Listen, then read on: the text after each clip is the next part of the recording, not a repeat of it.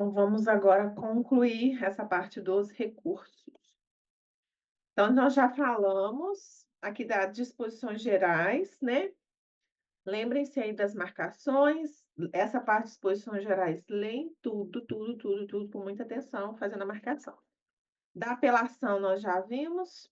Da apelação, sempre lembrar aí a questão do prazo, que em regra tem o efeito suspensivo. Lembrar do 1010, que é a apelação interposta por petição dirigida ao juízo de primeiro grau, tá? Quando que é exceção, nós vimos a regra que é efeito suspensivo, relembre aí os casos do parágrafo primeiro quando é exceção, ou seja, quando a apelação não vai ter efeito suspensivo. Isso é bem importante, tá? Aí agora nós vamos para o agravo de instrumento, e aí uma das comparações que eu já quero fazer também, além de ter que decorar aí, quais são, né, contra quais decisões interlocutórias que pode agravo de instrumento. Decorem essas hipóteses do 1015, tá? No parágrafo único também é importante, também caberá, ó, parágrafo único do 1015. Também caberá agravo de instrumento contra decisões interlocutórias proferidas na fase de liquidação, cumprimento, processo de execução e processo de inventário. 4 situações. Lá no 1016, é o que eu estava querendo fazer a comparação, que aqui vai falar assim, ó, o agravo de instrumento, ele será dirigido diretamente ao tribunal competente por meio de petição com os seguintes requisitos. Então, a gente viu que a apelação, ela é dirigida ao juízo de primeiro grau, lá no 1010. Você pode anotar? Eu vou até anotar aqui que o meu ainda não está. Ver, eu gosto de fazer essas comparações, que às vezes é exatamente o que a banca faz. Então, ver artigo 1016, porque a gente vai ver que a apelação é dirigida ao juiz de primeiro grau, mas que o agravo de instrumento é dirigido diretamente ao tribunal, tá? Então, aqui, nessa parte, seria isso mais importante na parte de agravo de instrumento. O que que é que eu ia falar? Espera aí, que tem mais uma aqui que é importante. Ó, no 1019, vai falar. Recebido o agravo de instrumento no tribunal e distribuído, ó, de novo, imediatamente, se não for o caso de aplicação do 932, inciso 3 e 5, o relator, no prazo de 5 dias, o que que ele pode fazer? Relator, atribuir efeito suspensivo ao recurso ou deferir a antecipação de tutela, total ou parcialmente, a pretensão recursal, comunicando ao juiz a sua decisão. E o 2, que é o que mais cai, ordenará a intimação do agravado pessoalmente, marca aí pessoalmente, por carta com aviso de recebimento, quando não tiver procurador constituído, ou pelo Diário da Justiça, ou por carta com aviso de recebimento dirigido ao seu advogado, para que responda no prazo de 15 dias, facultando-lhe juntar a documentação que entender necessária ao julgamento do recurso. Eh, então, de novo, né, gente, 15 dias, só o embargo de declaração, que a gente vai ver que tem um prazo diferente, mas em regra é 15 dias, tá? Então, nessa parte aqui, qual na reta final, o que que eu vou priorizar? O 1015, gente, é o mais importante. Decorar essas hipóteses que cabe agravo de instrumento e lembrar que ele é dirigido diretamente ao tribunal. Na parte de agora é um agravo interno. Então, agravo de instrumento, agora agravo interno. O agravo interno, o 1021 vai falar: olha, é contra a decisão proferida pelo relator. Tem que ser, ele vai ser dirigido ao relator e o julgamento é por um órgão colegiado. Então, o 1021, agravo interno contra a decisão proferida pelo relator, caberá agravo interno para o respectivo órgão colegiado, observadas, quanto ao processamento, as regras do regimento interno do tribunal. Ó, aí vem o parágrafo 2º, fala assim: o agravo será dirigido ao relator Então, eu já coloco ele dirigido ao relator, que vai intimar o agravado para manifestar sobre o recurso no prazo de 15 dias, ao final do qual, não havendo retratação, aí o relator leva ao julgamento pelo órgão colegiado, com inclusão em pauta. Então, nós vimos que é dirigido, marca sempre essa palavra, dirigido, ele é dirigido ao relator e o julgamento é pelo órgão colegiado. Esse parágrafo segundo é bem importante, tá? Então, só recapitulando, a gente sempre estiver estudando, né, gente, sempre fazer isso, essas comparações. Apelação, que nós já vimos, agravo de instrumento, agora agravo interno. Fazer a comparação de para onde que é dirigido, tá? Então, aqui, o agravo interno, lembrar que são coisas internas do relator. É dirigido ao relator, mas é julgado pelo órgão colegiado, tá? Eh, Aqui seria a parte mais importante.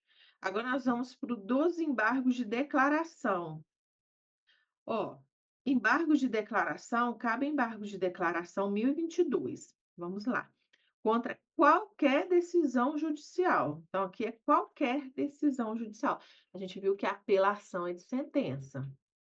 Agravo de instrumentos são decisões interlocutórias. E aí a gente viu que tem as decisões específicas, que versaram sobre temas específicos. No agravo interno, são decisões proferidas pelo relator. Agora, embargo de declaração é qualquer decisão judicial. Essas três hipóteses têm que decorar, que é palavra-chave: obscuridade, contradição, omissão e erro material. Então, isso aí é bem importante. Esse 1022 tem que ficar decorado. Agora, vamos lá no 1023, que é referente ao prazo. A gente vê que vai ter essa diferença de prazo, porque até então a maioria é 15, exceto embargo de declaração. Então, provavelmente eles vão perguntar o prazo de quem? Do embargo de declaração, porque se a gente decora a regra, eles vão, claro que é na exceção. Então, ó, 1023.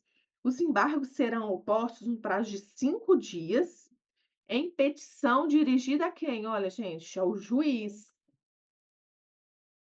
Então, aqui, embargo de declaração é para o juiz. Com a indicação do erro, obscuridade, contradição ou omissão. E não marca e não tem preparo. Então, embargo de declaração, ele é todo diferente. Lembrar que é qualquer decisão, ela é dirigida ao juiz, não tem preparo. E qual é o prazo também que o juiz tem que julgar os embargos? Olha o 1024. É importante. O juiz julgará os embargos em 5 dias. Tudo aí tá, é 5, hein, gente? Falou embargo de declaração, coloca aí, 5 dias. Agora, onde ó, parágrafo terceiro vai falar assim, do 1024. O órgão julgador conhecerá dos embargos de declaração como agravo interno, se entender ser este o recurso cabível, desde que determine previamente a intimação do recorrente para no prazo de 5 dias, de novo, complementar as razões. Então, é o princípio da fungibilidade. Por quê? O recorrente entrou com embargo de declaração, mas foi verificado que o órgão julgador verificou que não era caso de embargo de declaração, seria um caso de agravo interno. E aí ele vai falar, intima o recorrente agora para complementar as razões recursais. E o prazo de quê? 5 dias. Então, falar em embargo de declaração lembra de 5. Mas o quê? Olha aí o 1026. O 1026 vai falar: os embargos de declaração não possuem efeito suspensivo e interrompem o prazo para interposição de recurso. Em parte, a gente já sabe, porque em regra não tem efeito suspensivo, que nós vimos lá no 995. Sempre lembre dessa regra geral. Os recursos não impedem a eficácia da decisão. Ou seja, em regra, não tem efeito suspensivo. Vem o 1026 fala: "Os embargos de declaração não possuem efeito suspensivo". Aí isso aqui é importante, marca com a pegadinha que é interrompe o prazo para interposição de recurso, porque eles vão falar que suspende. Não, embargo de declaração, eles interrompem o prazo para recurso. Parágrafo segundo, bem importante também. Quando manifestamente protelatórios, os embargos de declaração, o juiz ou tribunal, em decisão fundamentada, condenará o embargante a pagar ao embargado multa não excedente a 2% sobre o valor atualizado da causa. Então, ó, viu que é protelatório, entrou somente para protelar, vai ter essa multa de 2%. No parágrafo terceiro, aí vai falar assim: na reiteração, a pessoa é bem abusada. Então, na reiteração de embargo de declaração manifestamente protelatória, agora a multa vai ser elevada até 10% sobre o valor atualizado da causa. E a interposição de qualquer recurso ficará condicionada ao depósito prévio do valor da multa. A exceção, então vai cair o quê, gente? A exceção, hein? A exceção da fazenda pública e do beneficiário de gratuidade da justiça, que a recolherão ao final, não é que eles estão isentos, é porque eles vão recolher isso ao final.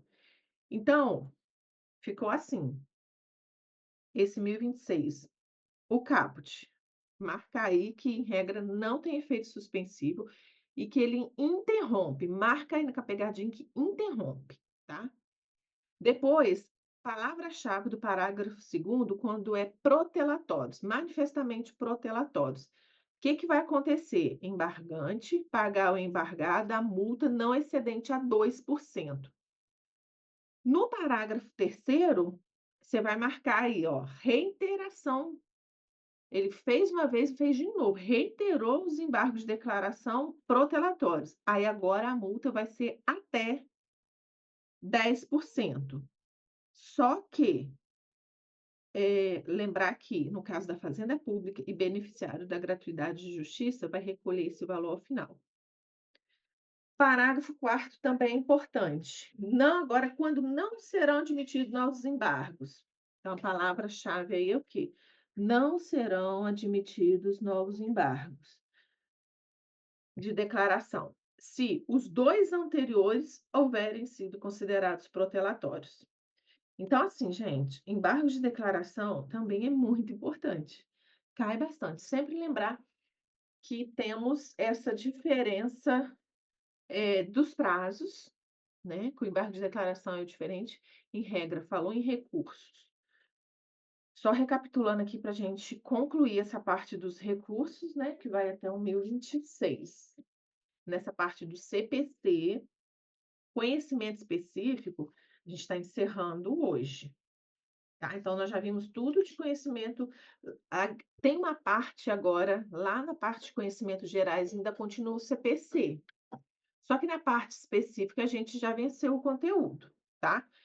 Então, recapitulando aqui de recursos, que a gente tem esse tempinho, sempre lembrar que, em regra, é sem efeito suspensivo o recurso aqui do CPC. Em regra, o prazo é de 15 dias, tá? Lembrar que temos a exceção, que é a apelação, que a apelação ela tem efeito suspensivo. Decorar quais são as espécies de recursos cabíveis, tá? Marcar essa questão do recurso adesivo, que ele fica subordinado ao principal. Aquela parte que qualquer tempo e sem anuência do recorrido ou dos litisconsortes pode desistir do recurso, e que a renúncia, lá no 999, a palavra principal, renúncia, também, independe da aceitação de outra parte. Lembrar que do 1001, despachos, não cabe recurso. O povo gosta, né, de falar. Parágrafo 5º do 1003, que vai falar que, em regra, o prazo para interpor os recursos e para responder. Então, interpor e para contrarrazões é o quê? 15 dias, excetuado o embargo de declaração, que nós vimos que são 5 dias, tá? Na parte da apelação, a gente tem que lembrar que a apelação, em regra, tem efeito suspensivo, que quando que cabe apelação é da sentença, sentença e o prazo aí. Lembrar do 1010, que a apelação vai ser dirigida ao juízo de primeiro grau e que ele vai remeter ao tribunal independentemente do juízo de admissibilidade, que é o parágrafo terceiro do 1010, tá? Lembrem-se disso. O que o relator faz? Que é o 1011. Temos que decorar aí o que o relator pode fazer.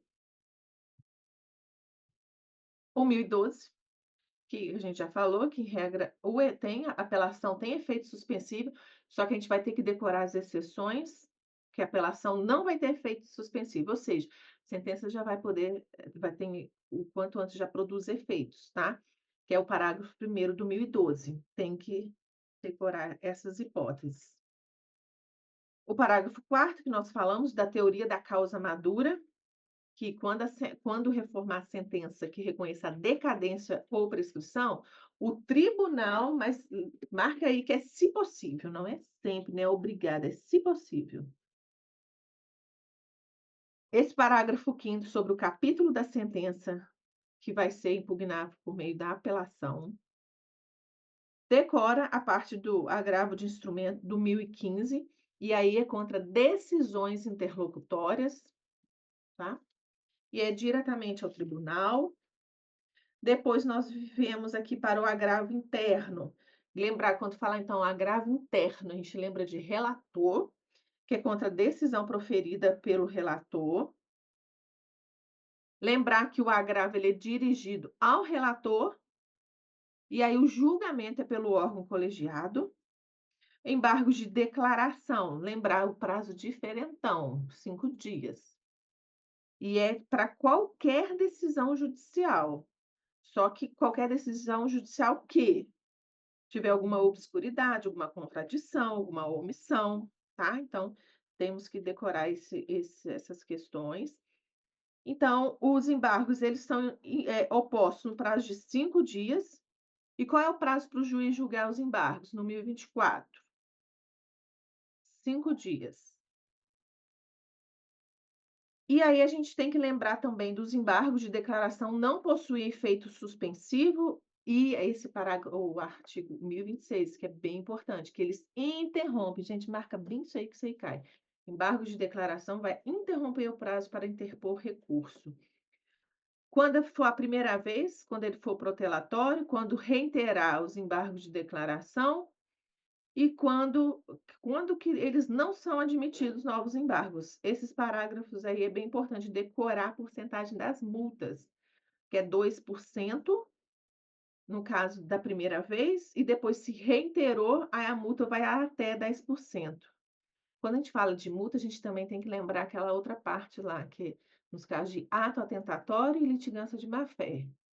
Só para a gente fazer o link. Ato atentatório, até 20%. Litigância de má-fé, tem que ser, como é que é mesmo, gente? Superior a 1%? Inferior a 10%? A pessoa quis resgatar. Quem lembra aí, gente, de cabeça? Isso sempre cai. Eu acho que ato atentatório é de 1 a 10, não é? Não, peraí. Não, Ixi, ato atentatório é até 20. até Agora, 20. litigância de má-fé, É de 1 a 10. 1 a 10, né? Vamos, porque nós vamos achar. Porque isso sempre cai. Nós temos que ficar firmes. Ó, só para a gente já aproveitar o link aqui. Vai estar lá na parte do 90.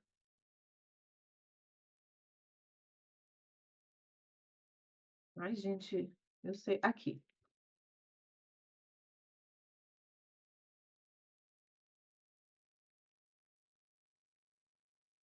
Hum.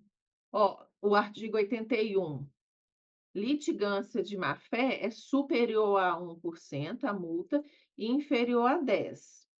E lá no parágrafo 2º do artigo 77 vai falar do ato atentatório à dignidade da justiça, que a multa é até 20. Então, vamos lembrar assim, ato atentatório, até 20.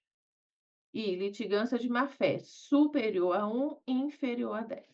Só para a gente fazer esse link. E lembrar aqui que a multa, quando é embargos de declaração, protelatórios, aí é 2%. Depois, se reiterou, é até 10%, tá? E depois não serão admitidos novos embargos se 2 anteriores houverem sido considerados protelatórios. E é isso, gente. Vamos fazer questões agora sobre isso, tá? Eu tenho que fazer questões e enviar lá para vocês para ficar mais fácil. Mas é isso, qualquer dúvida, aí a gente vai mandando no grupo, troca também alguma informação, e aí eu vou decidir o próximo desafio, o que que a gente vai fazer. Eu tô querendo fazer do CPP, porque aí eu gosto de fazer CPC, CPP, para a gente já fazer algumas comparações e ficar isso bem firme na nossa cabeça. Aí eu vou decidir esse final de semana direitinho, e aí eu falo com vocês, tá bem? E qualquer coisa nós vamos nos falando. Lembrando que nós terminamos a parte específica, mas ainda a gente tem uma parte do CPC lá no conhecimentos gerais. Só que aí estou pensando em dar uma refrigerada no CPC e para o CPP.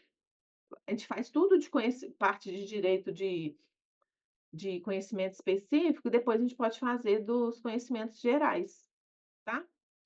E aí nós vamos nos falando. Então, um ótimo sábado para vocês, um bom final de semana, tá bom? E qualquer dúvida, podem mandar no grupo, pode me mandar no particular, o que acharem melhor, tá bom, meninas? Um beijo e bom fim de semana.